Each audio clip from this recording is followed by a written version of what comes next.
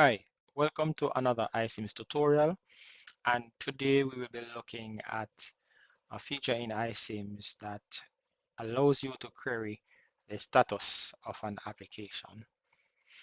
Now, first, to utilize this feature, we need to log into iSIMS, then go to the Reports menu. Under the Reports menu, we'll get a number of submenus. However, the one that you want to pay close attention to is the Application by Status. So we're going to click on that. Once we select that submenu, we will be given a page that looks similar to this with the application by status. And here we have application by status, population, application status change, online application, international student application, and application status history.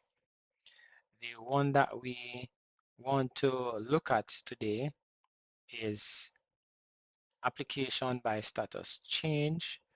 We're going to also be looking at online application and application by status. So let's look at this one first. So first, you want to use this feature to query the applications by status using the starting period of when you started to accept applicants. I think for us that would have been January 2025. Select January 2025, January 1st, and today's date would be the final day. And then I'm going to select Get Report. And for this, the report states that we have 100 students at the status of not student and 144 students at the status of student in training. So let's first look at the ones who are students in training. That would be 244 applicants in total. So I'm going to select View, and then we can filter by program. So to filter by program, we look at the program offerings. We're going to select Coaching 2025. The system is going to process that request, and notice right here it gives you all the students who applied to Coaching 2025, that program, year one, and it also shows the status date. So at that date, July 7, August 4, August 25, these students were moved to student in training by someone. All right. You can save this list by downloading it. Then we can move on to the next one, which would have been Fitness 2025. The system will process that request. And here we have only 4 students and we see the status change date. We can download this in Excel or PDF if we want. Then move on to Massage 2025. Same thing happens. The system processes the request and supplies you with the appropriate list. Same thing can happen for Bachelors in Education 2025. So do remember that these students are the students who are currently at the status of student in training. There are some students, 144 in total, who were moved to the status of not student based on the fact that they did not register or select their courses on time. So next we are going to be looking at those students. So we're going to go to finish and then move to not student and select view. Here we're going to filter by program offering again, and we're going to select coaching, and we're going to be looking at the students who are currently at the status of not student.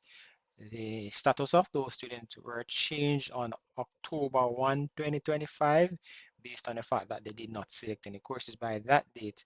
And that date, they should have selected their courses, and the system took this to mean that they would not have taken up their offer. So that will have to be dealt with internally. Next, we go to fitness, and we notice that only one student is currently at the status of not student. If that student is around, then someone needs to tell them to select their courses so that their status can be changed to student in training. Same thing for massage. And the same thing for beard. All right. The same thing for beard. So these are the students who are currently at the status of not student. These students can be found and verified to know to ascertain if they are currently partaking in courses at the institution. So that is it for application by status. We want to now look at application status change. We can use the same date range, January 1, 2025 and October 8. We select get report.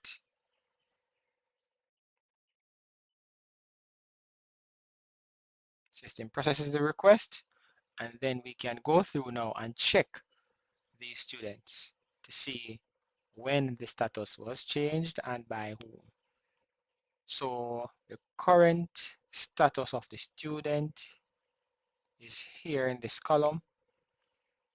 Notice it says not student as the current status, and the previous status would have been student in training, and this would have been changed by the system based on the fact that the student would not have selected their courses on time.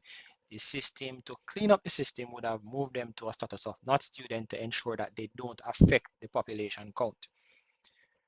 So if you scroll down further into the list, you will see that some students were placed on automatic leave of absence by the system in February 2025.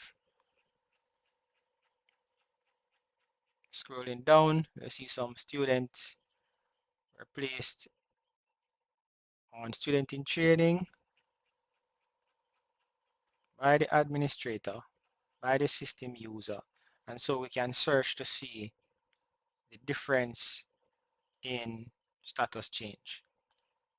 Next, we want to look at the total number of students who applied during that period. So we're going to select online application, and then we use January 1, 2025 again, January 1, 2025 to October 8, and then we're going to select get report, and this should yield the total number of applicants for that period, and this is 236 applicants.